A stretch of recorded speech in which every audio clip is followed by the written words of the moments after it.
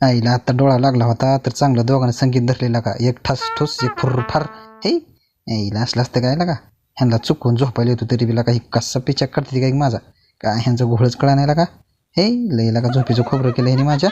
हे कोण हसतं रे तिकडं आणि काय पादत नाही का तू काय घोरत नाही लय शानपण करू नको काय तुझ्या पाद काय नाकात अडकून राहत नाही जर तुझ्या नाकात अडकून राहत असला तर इथनं उठ आणि तिकडं झोप जा हे हिला पादत नसल्याने कुठं का गेल्या वेळेस तुला का सगळी झोप हराम.